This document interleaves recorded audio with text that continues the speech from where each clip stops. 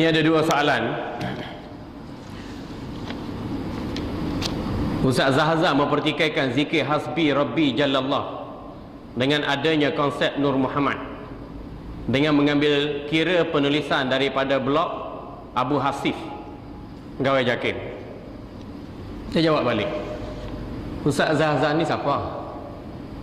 Belajar BA di Jordan ni bahasa Arab dan sastra Tapi balik buat MA, balik buat PhD, lepas tu nak bercakap tentang ilmu-ilmu agama. Belajar bahasa Arab sastra, mengajar tata bahasa Arab boleh ya, tapi nak mana-mandai juga. Ini yang jadi agama jadi menyeleweng. Bukan ahli, bukan pakar pun, bukan reti pun. Kalau kita balik, kita belajar bahasa Arab sastra, balik Malaysia, kita buat master satu buku je. Saya dah tulis 20 buku tuan-tuan, lebih 20 buku saya tulis. Berapa master saya dapat?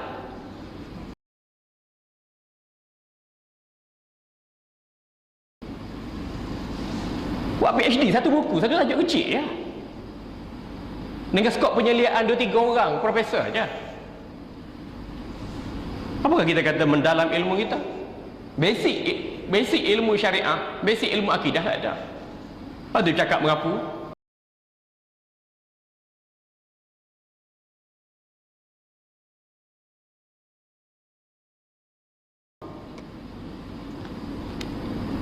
Itu dalam radio IK banyak dulu dia sebut Nabi Ibrahim tercari-cari siapa Tuhannya. Itu fitnah Nabi Ibrahim.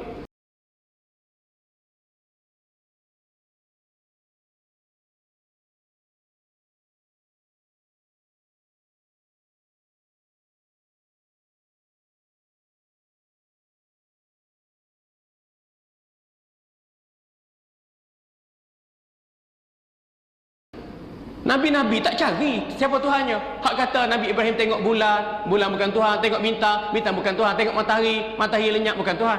Itu dialog, logik akal antara Nabi Ibrahim dan masyarakat setempat. Bulan, bintang, kayu, batu, pokok, cuaca, siang, malam bukan Tuhan.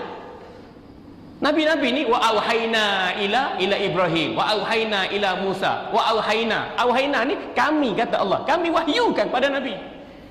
Pemilihan Nabi dan Rasul menjak azali lagi, bukan baru buat sekarang. Dia juga yang kata Allah bersemayam di atas arash. Yang mengatakan Allah berada di atas arash, Allah itu sendiri. Ar-Rahmanu alal arsyistawa. Allah istiwa di atas arash. Allah sendiri yang mengatakan Allah berada di atas. Allah berada di atas langit. Aamintum man fis sama. Apakah kalian merasa aman dengan yang di langit? Allah sendiri yang mengatakan Allah di langit. Kemudian datang orang yang belakangan mengatakan Allah di mana-mana. Sekarang yang lebih tahu tentang Allah siapa? Yang pertama Allah itu sendiri yang tahu. Yang kedua Rasulullah SAW. Allah mengatakan di langit, Allah mengatakan di arsy, ada orang mengatakan di mana-mana. Jadi Allah itu ada di atas langit. Sekarang kita beribadah setiap hari, beribadah kepada Allah. Dan kita tahu, kita harus tahu Allah berada di atas langit. Allah sendiri yang mengatakan demikian. Sekarang dari Mi'raj Nabi ke langit. Dari Mi'raj Nabi. Iya kan? Menunjukkan Allah berada di atas arsy. Nabi Mi'raj kemana? Nabi Mi'raj itu ke bawah bumi atau ke langit? Ke langit Nabi Mi'raj. Untuk bertemu dengan siapa? Dengan Allah. Untuk menerima perintah. Perintah-perintah, dan sekian banyak perintah, diantaranya sholat. Tengok rakam radio Hakim, dia juga yang kata ibu bapa Nabi mati kafir. Siapa yang kafir? Mu yang kafir. Tuduh orang ni sampai bukan sekat sesat, hari ni sudah tuduh sampai peringkat kafir. Satu perkara yang cukup besar, Imam Muslim telah meriwayat satu hadis Nabi sallallahu alaihi wasallam mengatakan, Rasulullah telah bersabda, innal abda la yatakallamu bil kalimati ma yatabayyanu ma fiha. Seorang hamba itu bercakap dengan satu kalimah yang tidak jelas, tak jelas. Mana yang kita kata orang, kita buat tuduhan pada orang itu tak jelas. yahwi biha finnar, yang akan menghumbankan orang yang bercakap itu ke dalam api neraka, ab'ada ma bainal masyriq wal maghrib, lebih jauh daripada timur dengan barat. Tengok tuan-tuan, hadis ini cukup besar, hadis Muslim. Seorang hamba bercakap dengan satu kalimah je. Imam Nawawi rahimahullah taala ketika mensyarahkan hadis ini mengatakan, maknahu, orang ini bercakap, la yatadabbaruha wa la yufakkiru fi qubhiha, tidak bertadabbur dan tidak berfikir tentang kejahatan cakap ucapannya, dan dia tidak takut terhadap kesan daripada ucapannya ataupun tulisannya ataupun apa saja yang dia buat. Wa hadza kal kalimati inda sultan, seperti orang-orang yang pergi mengampu dekat sultan, cakap tuan, tuanku, Tan Sri, Datuk Sri, orang ni tak boleh pakai kerana jahat. Subhanallahil azim. Pernahkah kita panggil orang tu, tanya dulu cara mana jahat, apa yang sesat yang dibawa, apa jenayah yang dibuat. Wakal kalimati tukhzaf, ataupun kita tuduh orang. Qazaf ni tuduh orang jahat, dia ni memang cukup bahaya. Kata Nabi sallallahu alaihi wasallam dalam hadis yang cukup besar, hadis Muslim, hadis Bukhari, idza qala ar-rajulu li akhihi ya kafir faqad ba'a bihi ahaduhuma. Sesiapa yang kata kepada sahabat dia, mu ni kafir. Dalam riwayat dia kata, mu kata orang ni fasik, kita kata kamu ni fasik, kamu ni kafir. Nabi sallallahu alaihi wasallam kata, faqad ba'a bihi ahaduhuma, dia akan balik semula kepada orang yang menuduh tu. Jadi ini satu perbuatan yang cukup dahsyat. Jangan sekali-kali tuan-tuan duk main isu kafir mengkafir, tuduh orang tu kafir, orang ni sesat, dia akan balik semula kepada kita. Dalam hadis ini bagaimana kita nak faham? Seorang ulama besar dalam mazhab Asy-Syafi'i, imam yang besar bernama Imam An-Nawawi mengatakan, hadis ini perlu pada penjelasan. Maksud apa bila orang tu tuduh kafir yang kita tak pasti dia tu kafir ataupun tidak? Nak pasti macam mana?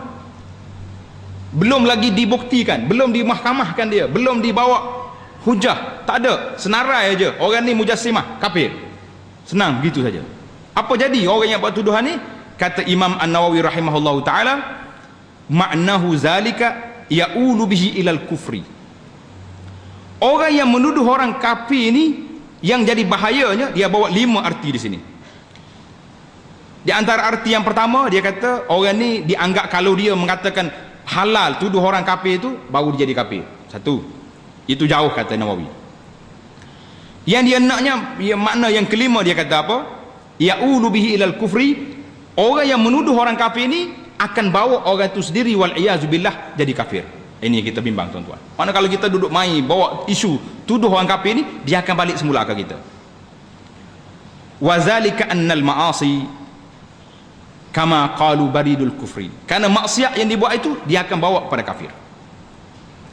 Wa yukhafu 'alal mukthiri minha an yakuna 'aqibata syu'miha al-masiru ila al-kufri. Tengok. Ini kata Nawawi, dibimbangi, ditakuti orang yang banyak sangat tuduh orang kafir ni. Kalau ceramah sikit kafir, ceramah sikit jerak, ceramah sikit berapa lagi. Nawawi kata apa? Ayyakuna aqibatu syu'miha, akhir pekerjaan orang yang tuduh orang kafir ni al-masiru ilal kufri, akan bawa kepada tu. Tengok, ini satu permainan yang cukup bahaya. Permainan lidah menuduh orang kafir ini satu perbuatan yang bahaya, satu perbuatan yang akan balik semula kepada dia, wal iyazubillah.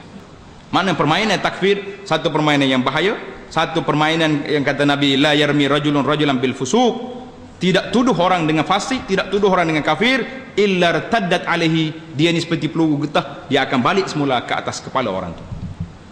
Itu di antara apa yang disebut oleh Nabi kita Muhammad sallallahu alaihi wasallam dalam masalah-masalah begini. Jadi tuan-tuan muslimin dan muslimat, fitnah akhir zaman inilah fitnah al-hasad wal baghdha.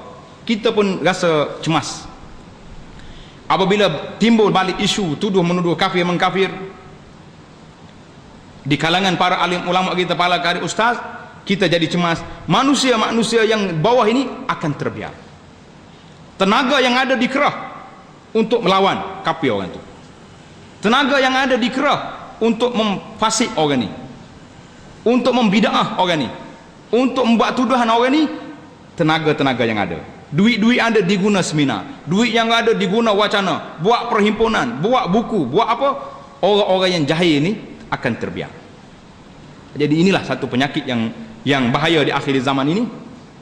Penyakit-penyakit begini perlu kita tangani dengan baik, perlu kita selamat. Karena ada kalanya di saat dunia global hari ini kita nak satukan dunia, memang tidak boleh. Karena dalam dunia hari ini sudah ada paling kurang pun yang diiktiraf sebagai Ahlus Sunnah wal Jamaah, iaitulah mazhab Islam yang 4. Mazhab Imam Abu Hanifah, mazhab Imam Malik bin Anas, mazhab Al-Imam Muhammad Idris Al-Syafi'i, mazhab Imam Ahmad bin Hanbal. Ini dikira mazhab Ahlus Sunnah. Jadi kalaulah kita bincang tentang mazhab ini kata macam ni, sudah. Maknanya kita cuba nak kongkong dunia yang begitu global lagi ni, nak jadikan satu, tak mungkin. Allah SWT sudah sebut wala yazaluna mukhtalifin. Manusia ni akan berbeza pandangan.